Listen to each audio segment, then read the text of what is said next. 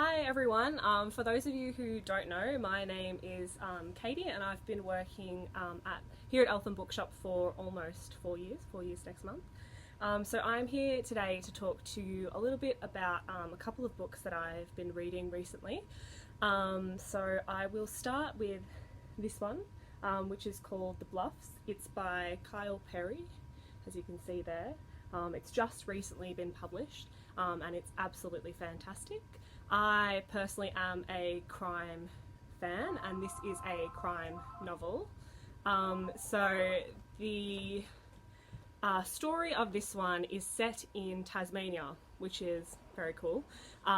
The setting is it's based around a group of students high school students, girls, who have gone on a school trip, and they're trekking through a bushland walk and camping, and 4 of the girls on the trip disappear. So that's where the story starts off, and as with any good crime novel, it moves along quite a bit from there, but that's the central premise. It is really brilliant to read it as someone who has been to Tasmania and loves the landscape, because Kyle has really brought the landscape into his writing. He's using the setting as well as the, I guess, cultural elements of the ghost stories and myths in Tasmania, and also some Aboriginal Indigenous elements as well. And he has built that into the storyline, and there is this great sense of mystery and a need to know what's happened to these girls. One of the really, I think, interesting things about this book is that he has included the perspectives of obviously the detectives who are following the case, but also the parents of the missing girls, and the missing girls themselves in parts of it. So it's really interesting to have these kind of teenage girls' perspectives, as well as the adults who are trying to find out what's happened and who's kind of involved. So when I was reading this book, it definitely immediately, I mean, how could it not, brought to mind Jane Harper's novels, which I've got here.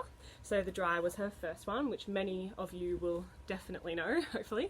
So I won't spend too much time talking about these because so many people have read them. She's the up-and-coming queen of Australian crime.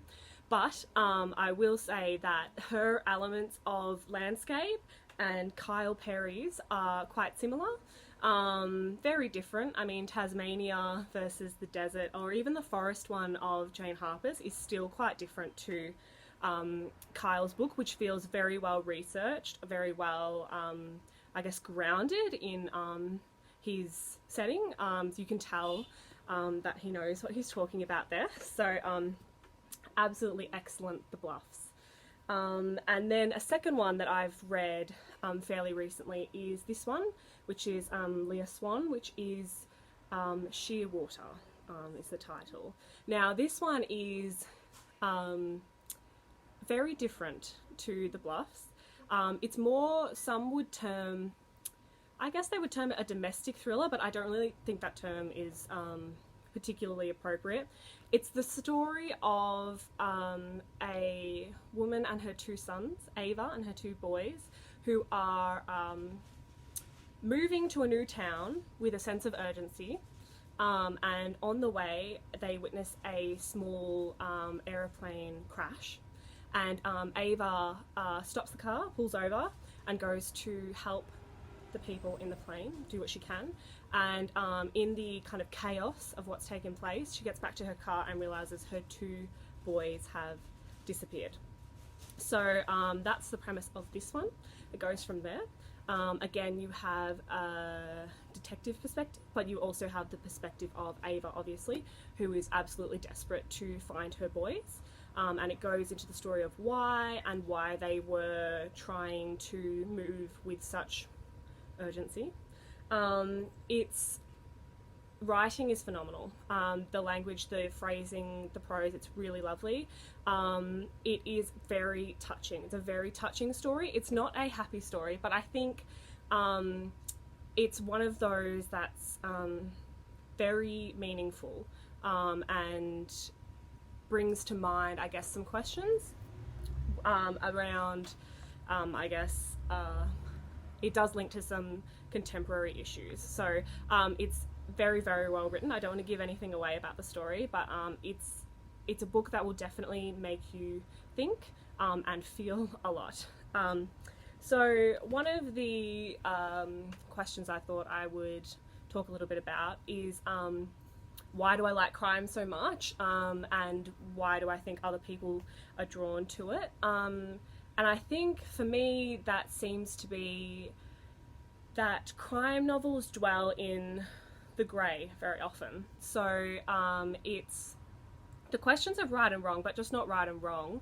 What circumstances could produce certain behaviours in certain, I guess, personality types, certain people. And it's always very often intense. They're very serious issues, obviously, involving crime. And it brings, I guess, the very edges of humanity into play for me. I think it's interesting to see how authors create the feeling of, the experience of what's happening, why people would do what they've chosen to include in their story. But also, I think a really, truly great thriller really humanises every person in the process. It's not just the question of, you know, a completely, like, easily written off evil character, which is often not the case in the modern contemporary thriller. It's complicated. It's got lots of aspects of, I guess, story and circumstance, and makes you question, well, what would I do in that situation, or can I see that actually happening, which often in a really great, well-written thriller you can. Also, obviously, they've got pretty much always a great plot that's very quite quick-moving, fast-paced, easy to follow, easy to put down if you can, and then come back to it and just take place where you were and follow along with the storyline.